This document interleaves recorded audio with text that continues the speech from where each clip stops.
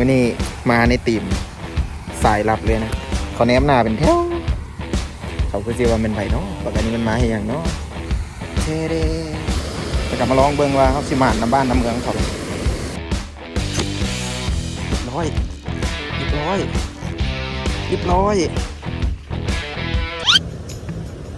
สบายดีไอ้น้องสุรักเลฟิชชิ่งมื่อนี้มาออกหมายงามๆแต่กับบุฮู้คือกันว่าหมายนี้เขาเอิ้นว่ามันอยู่ใส่เขาบอกว่าหมายลับจากจานต้นนั่นแหละจานต้นอีกเส้นเคยบอกว่าหมายลับมาแล้วก็ได้ป่าทั้งป่าสูตรทั้งป่าคอมีการถ่ายรูปทรงมาเยอะอีกแดงมายั่วสวัสดเอาใจแบบต้องออกมาให้ได้แหละก็เลยว่ามื้อนี้เรื่องงามยามดีแดดกะค่อนข้างกลางปานฟ้าโปร่งเลยแต่ก็ดีอยู่บนหนึ่งที่ว่าลมมันบ่แห้งหลายปานใดแต่ก็จะบ่มีผลปานใดก็เลยนัดกันออกมาเดี๋ยวเฮาก็สิมาลองเบิ่งว่ามันสิมานสมคำล่ำลือแท้บ่โอเคเดี๋ยวเราจะหาจุดลงแต่ก่อนอื่นง่ายรถลงมาจอดไว้แถวลุมไปกันจอดไปใกล้ๆเขากันหลายคนอาจจะสงสัยอาจจะกำลังสงสัยอยู่ว่าเอ๊ะมาสิบเบ็ดอยู่ใส่คันเบ็ดบ่มีคันเบ็ดอยู่แจใดมีแต่ถุงกระเป๋าเอกสารหน่วยหนึ่งมื้อนี้มาในทีมสายลับเลยนะมาแบบสายลับเลยนุ่งโตดำน้ำโตใส่แว่นดำอีกขี่รถเข้ามาเขาแนมหน้าเป็นแถวเขาก็จะว่าเป็นไผ่เนาะปกติมันมาอย่างเนาะหลายคนสงสัยว่าคันเบ็ดเขาอยู่ใส่เซเดโอ้ครับเจ๊ดิเทเดขนาดแบบพกพาง่ายสะดวกเลยตัวนี้คันสไลด์ตัวนี้ UL หาก็ไปจัดมาคันสไลด์แบบนี้มันก็เหมาะกับการที่แบบว่าเขาเดินทางไป10 เบ็ดอยู่ไกลอย่างซันซี่มันจึงบคุงมือเขาลองมาใส่งานเป็นมันสิเป็นได้เลยไปเดี๋ยวจุดแรกจุดทำอิฐที่เขาจะลงก่อนนี่ก็ซัมซาถ้าจานต้นมาเขาก็สิลงบอลนี้ก่อนเพราะว่าห้อยตีนอยู่บอลนี้พอดีจุดนี้ก็น่าจะเป็นจุดหนึ่งที่อาจจะค่อนข้างมานกันเลยทีเดียวเราจะเริ่มเปิดด้วยเนื้อกระดีสีทอง7 กรัมตัวนี้แหละลองเบิ่งแถวนี้มันจะค่อนข้างตื้นความเสี่ยงที่ว่ามันจะติดก้อนหินก้อนปูนทั้งลุมเวลาสูงแล้วกันลองเบิ่ง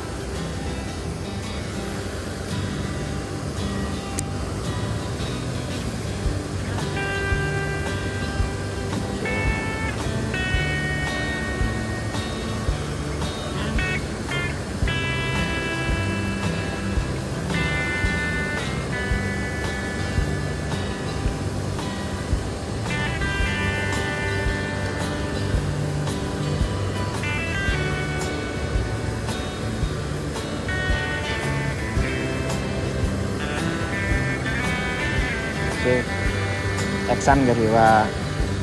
ออกค่อนข้างดีแต่กลับมาลองเบิ่งว่าเขาสิมานน้ำบ้านน้ำเมืองเขาลองยับมาหน่อยนึง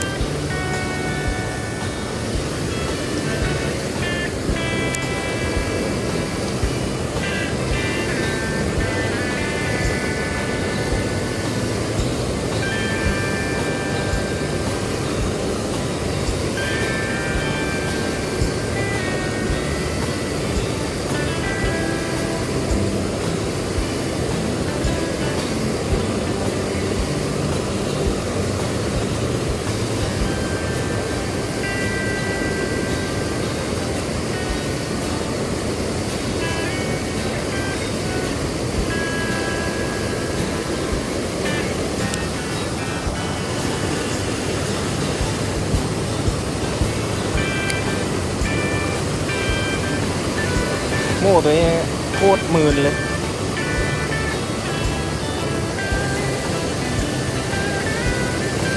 หายแล้ว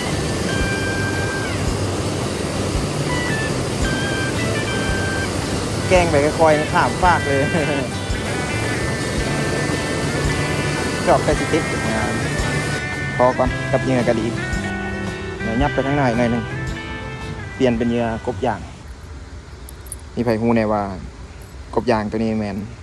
กบยางนี่ก็คือเหยื่อโลกันของนาตุ้ม TSF FC เลยนะเกี่ยวว่าเป็นนักตกปลาคนหนึ่งเดียวว่ามือเก่าแล้วก็ประสบการณ์สูงแต่ส่วนหลายที่เห็นเราลิ่นแต่พวกเหยื่อพวกกบอย่างอย่างสิหลายก่อนพวกกระดงกระดีอย่างบอกค่อยเห็นลิ่นไปไหนมาลองมึงดูลองลิ่นเหยื่อของคนหมานได้แท้ๆดูแล้วสิหมานคือเขาบอกเห็นผู้ใดลิ่นก็ว่าแอคชั่นดีอย่างสั้นสิ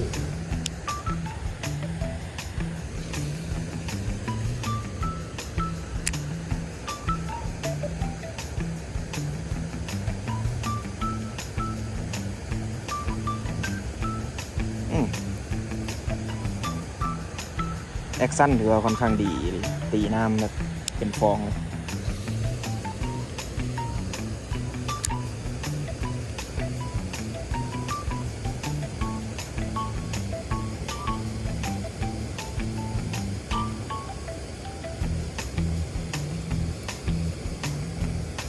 แต่บอลแดดแห้งๆที่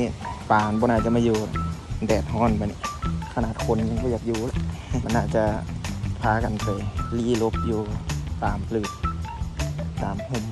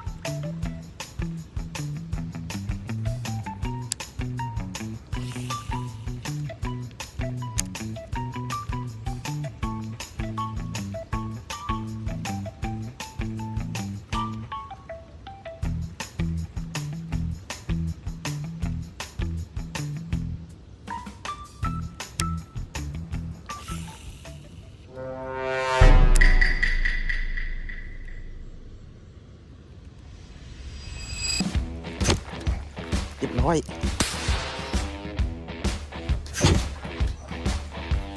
เรียบร้อยเรียบร้อยเรียบร้อยเรียบร้อยอย่าหลุดอย่าหลุดอย่าหลุดนะโมตัสสะภะคะวะโตนะโมตัสสะภะคะวะโตนะโมตัสสะภะคะวะโตเรียบร้อยเรียบร้อยโอ้ไปไซดีไซดีเลยแม่งเหงื่อหมานว่ะเหงื่อหมานของแท้เหงื่อหมานของแท้ยัดโดนาตุ้มเห็ดเซนกูแล้วเฮ้ยใจเย็นมองใจเย็นนาตุ้มเอากูแล้ว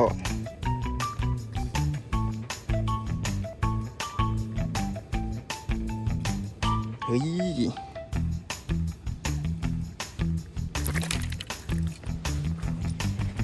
ใส่ดีใส่ดีใส่ดีเลยตัวนี้อาบัก7K จัดไป1 แต้มจัดไป1 แต้มเบาๆพี่น้องเดี๋ยวขอได้มุกกันใครแต่ว่าเอาถุงมานำ เหมือนถุงอะไรถุงโซกทวีอีกแล้ว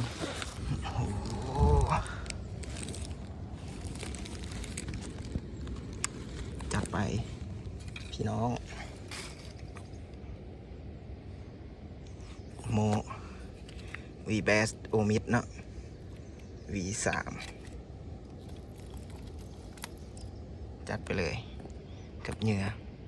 นาตุ้ม TSF มือนี้เขาหมานเว้ยมือนี้เขาบ่เจ๊ง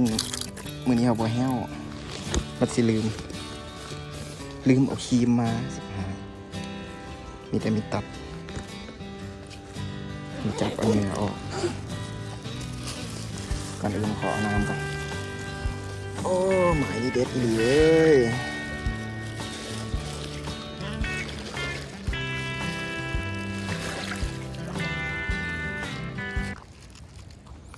หายละถุงหัว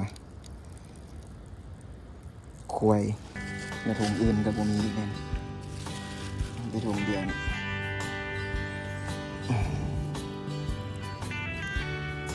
มา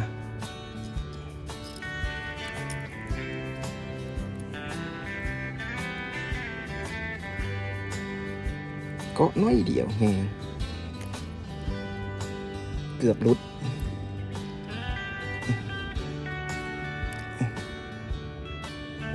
ไป1 แต้มเบาๆโอเคอยู่นี่ก่อนได้ไหมถ่ายอยู่นี่ก่อนเดี๋ยวจะลองตีเติมมีจากไม้2 ไม้คันบูมียังสิยับปีหน่อยนึง7Kมันมากวะได้ใส่ดีก่อนเถอะก่อนนี้เมื่อกี้นี่กัดที่เผลอเลยนะแกงไปแบบบ่ได้คาดหวังเลยนะแกงไปพอแบบแกงไปเสกเบิ่งซื่อๆบ่คิดว่าแดดร้อนๆที่มันก็สิอยู่กว่านั้นซื่อแกงไปกำลังหันไปเบิ่งทางอื่นจับบาดนึงเหงื่อกูหายเหงื่อกูไปใส่วะเดี๋ยวพอดีน้ำแถวนั้นมันนิ่งๆเลยนึงก็เลยว่าลองเสกสายเบิ่งหน่อยนึงเสกสายก็ยังบ่นิ่งเลยนิ่งเลยเหลี่ยมในปากก็ยังมีกัดและนิ่งจนร้องเกาะเข้ามาค่อยๆเบิ่งแบบนิ่งดึกๆแบบมันพยายามแบบสิสะบัดให้หลุดมันพยายามแบบสิสะบัดให้มันหลุดแต่ว่ากูไว้ก่อนเว้ยกูไว้ก่อนน้องสายงาดเต็มคอเสยเกาะมาเลยเดียวโชคดีที่ว่ามันเกาะมันมาได้เสยคันรุดนี่กูสิเสียใจ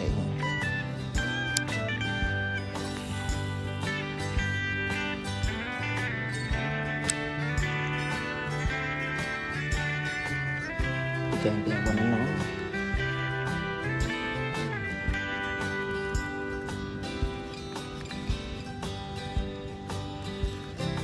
เลยปลาตัวเดียวเจลเลยกู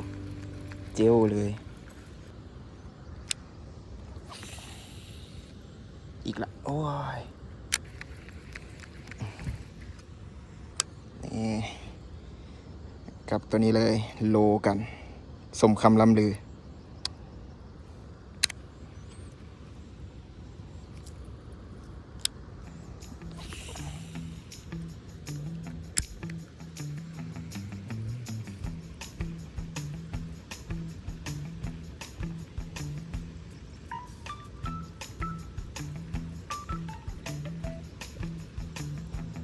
คันยูหันมันก็น่าจะมีอยู่กันอีก2-3 ตัว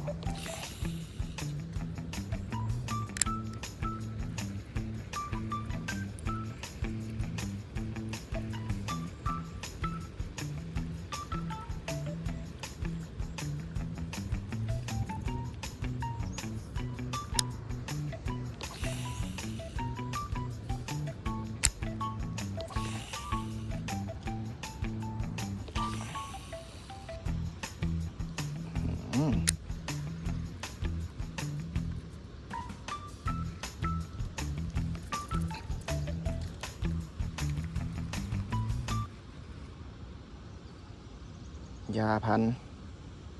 โอ้สิบหาย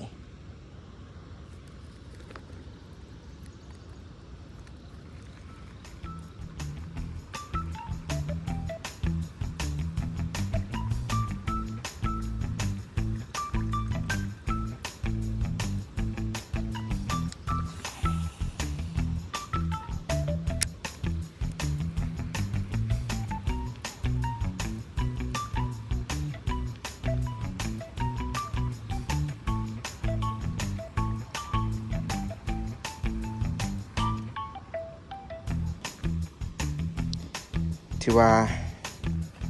เพียงพอสำหรับโมเมนต์สำหรับนี่แต่ว่าสำหรับเหยื่อตัวนี้สำหรับเหยื่อโรกันเหยื่อโรกันของนาตุ้ม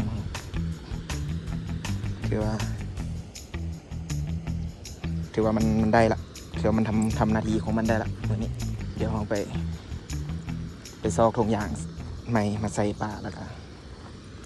ลองเปลี่ยนเหยื่อใหม่ลิ้นแล้วก็เอารถยับมาแถวๆนี้เบิ่ง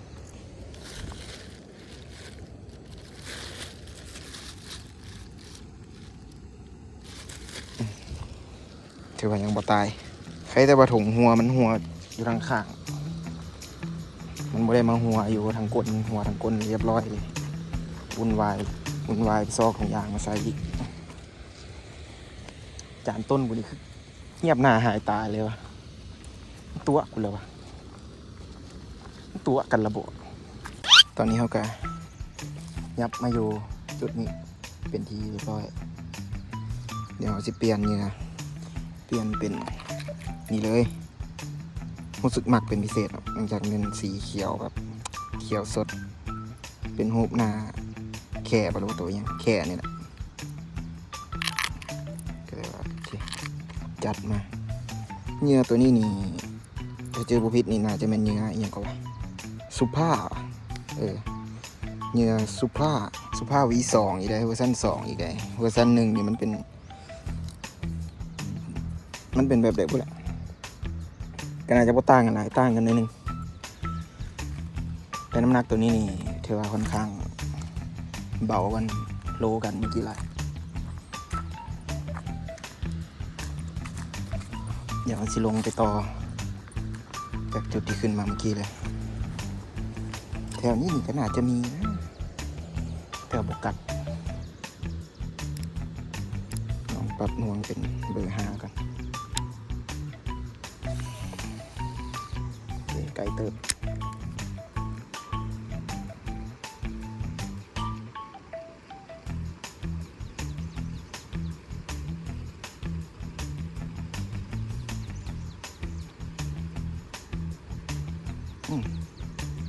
แอคซันได้เรื่องตีน้ำครับ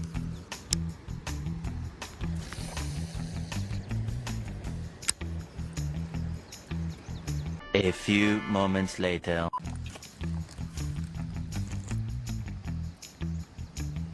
ต่อมาเราจะมาใส่เนื้อกบยางพับจีนะการแต่งตัวของมันก็คือใส่สุดเกาะมาเลย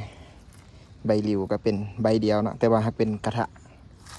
เป็นใบริวกระทะ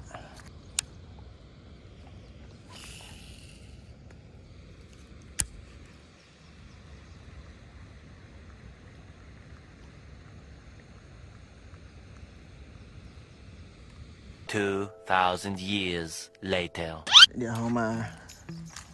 ซ้ำแถวนี้บ้างรู้สึกว่าหน้ามันนิ่งๆเงียบดีอันนี้เป็นเรายับขึ้นมาทางเทิงจากบอลที่เราเล่นเมื่อกี้นะยับขึ้นมาหน่อยหนึ่งมันจะคล้ายๆแบบเป็นเขื่อน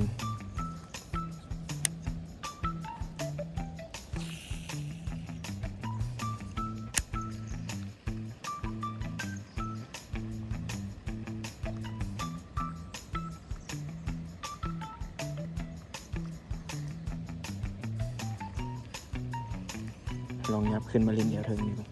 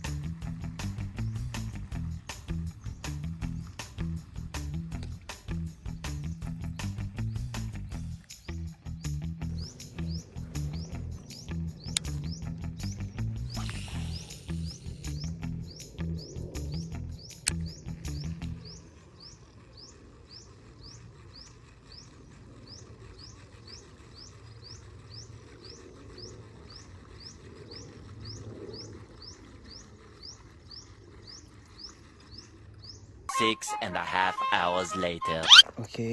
ถือว่าจบกันไปสำหรับออกหมาย EP 3อย่างน้อยก็ได้ตัวหนึ่งแล้วใครกัน2 EP ก่อนก็ถือว่าดีละถือว่าโอเคละพอดีได้เวลากับหอมปากหอมคอถ้ามีโอกาสเป็นไปได้ก็อยากมาแต่เศร้าแหละแต่ว่าอันนี้ได้มาสวยๆแต่ก็ยังถือว่าเขาโชคดีเติบที่ว่ายังได้ตัวหนึ่งที่ว่าไส้ดีเลยมันเป็นปลาเกลือเลยถือว่าม่วนออกมา11อีกอย่างสิหาเวลาวางจาก1-2 ชั่วโมงมา11สิพอได้ปลาสิก็ถือว่ามีแหงใจแล้วก็เรื่องอุปกรณ์บออย่างสิก็คือว่าอุปกรณ์มันก็สำคัญและอุปกรณ์ดีมันก็เห็นให้เรามีโอกาสที่ว่าอาจจะได้ปลาสูงขึ้นแต่มันกับโบแมนทั้งหมดแล้วกับโบแมนทุกอย่างก็คิดว่าสิ่งที่สำคัญที่สุดก็คือการอ่านหมายเบิ่งน้ำหมายนี่สำคัญขั้นหมายใดที่ว่ามีป่าสิเขาก็มีใส่ไปกว่าครึ่งหนึ่งแต่คันเข้าไปรอรุ่นรอเสียงกับหมายที่มันบ่มีป่าสิไปตีเบ็ดมือมันได้มันก็บ่ได้หมายนี้ก็ถือว่าเป็นหมายธรรมชาติแท้ๆเป็นลำห้วยลำคลองธรรมชาติแท้ๆป่าถือว่าหลายคนมาหาป่าหลายผู้ที่ว่าเราวานแห่ทั้งลุมแล้วก็ยับขึ้นมาบอลเดียว11เมื่อกี้ล่ะโอเคจบกันไปเจอกัน EP หน้าท่านผู้ใดมากก็ฝากกดไลค์กดแชร์หรือว่าคอมเมนต์อย่างก็ได้บางจุดที่ว่าคอยอาจจะผิดพลาดไปหรือว่าอย่างสิก็คอมเมนต์ตำหนิติเตือนกันได้บ่เป็นอย่างน้องๆผู้ใดที่ว่าเป็นนักตกปลามือเก่าอย่างสิก็มาบอกมาสอนกันก็ได้บ่เป็นอย่างจะอ่านทุกคอมเมนต์แล้วก็ตอบทุกคอมเมนต์สุดท้ายนี้ก็ขอฝาก Subscribe หน่อยเด้อ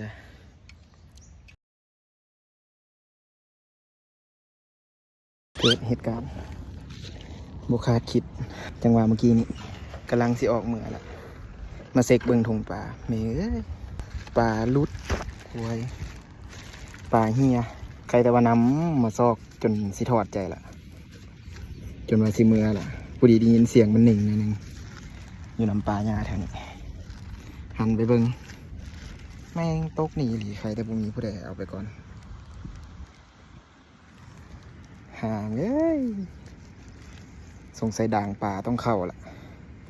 ต้องได้จัดด่างป่าเลยจากด่างหนึ่ง